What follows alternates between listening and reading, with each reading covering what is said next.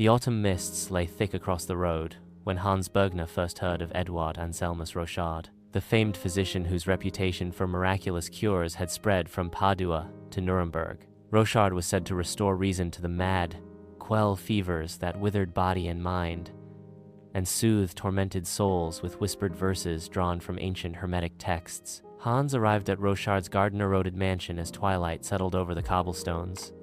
Ivy choked the cracked shutters, wild roses tangled through rusted iron gates. Under a rain-soaked sky, he trailed black mud across a mosaic of broken tiles and rang the great bronze bell. A servant with wary eyes opened a slit in the heavy oak door and barred entry.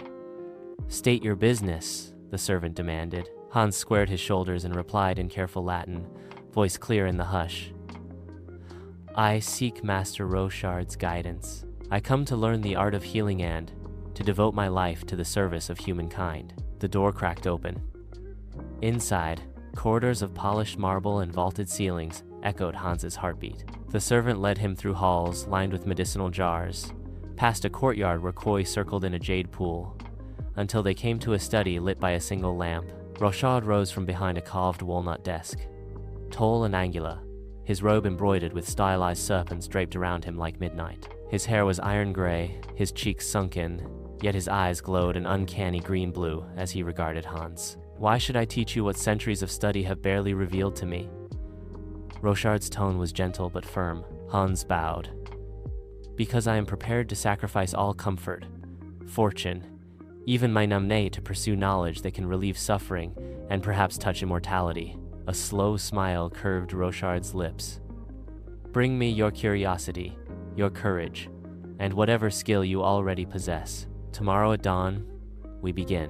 In the weeks that followed, Hans rose with the cocks and set to work. At Rochard's command, he selected fresh herbs before sunrise, crushing calendula petals to a paste and distilling lavender oil in copper alembics. He hauled buckets of spring water to feed the furnace under a stone hearth where poultices simmered. He cataloged vials of vermilion powder, crushed cinnabar, and delicate phials filled with translucent tinctures. Each dawn he watched Rochard tending patients, a boy with fevered dreams, eyes rolling beneath closed lids, a woman whose limbs had begun to wither under an unknown paralysis. Rochard applied a poultice of rosehip and myrrh, murmured a verse from Galen, and pressed cold hands to heated skin. Within hours, the boy awoke laughing. The woman's fingers twitched back to life. At night, they retired to the library, its shelves heavy with leather-bound volumes from Alexandria, Baghdad, and Byzantium. Rochard read aloud in Latin, passages by Hunayn ibn Ishaq on humoral balance, by Avicenna on the unity of body and soul. Hans copied each line in his journal, heart thrumming at the thought that these same words might one day lead to the philosopher's stone. Hans pressed Rochard with questions. "Master, if the body can be healed so profoundly, why not the soul? Why not conquer death itself?" Rochard's gaze softened. "The art of healing is a path fraught with peril.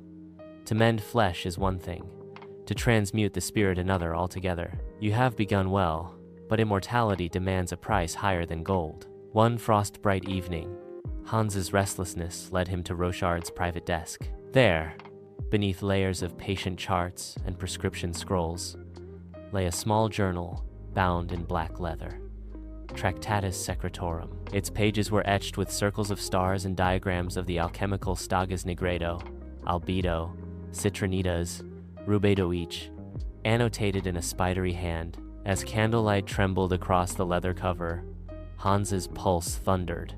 Inside, he found hints of a formula whispered to awaken the soul's immortal fire. Hands shaking, he slipped the journal beneath his cloak and fled into the night. By moonlight, he crossed the frost-glazed garden, chest tight with guilt and triumph. He raced down the hill, his boots slicing through mist and mud, pursued by distant shouts that dissolved into the wind. Over frozen streams and through silhouetted orchards he pressed, until he paused on a ridge overlooking Nuremberg's twinkling spires. Clutching the stolen Tractatus, Hans realized he had crossed a line, from diligent student to desperate seeker. His heart ached for Rochard's trust, yet burned with the promise held in those black leather pages. At dawn, Hans set out for Prague, the road winding beneath skeletal trees. Each step carried him farther from the safety of apprenticeship and deeper into the unknown mysteries of the great work. The stolen journal weighed like a living thing against his chest, a hymn of possibilities, and a warning that the path to immortality is as treacherous as the desert's shifting sands. In the hush before sunrise, Hans whispered into the cold air, "I will learn the secret of the red lion ore. My soul will perish trying." And so his journey continued down winding roads, into hidden chambers, toward the heart of the alchemical enigma that would shape his destiny.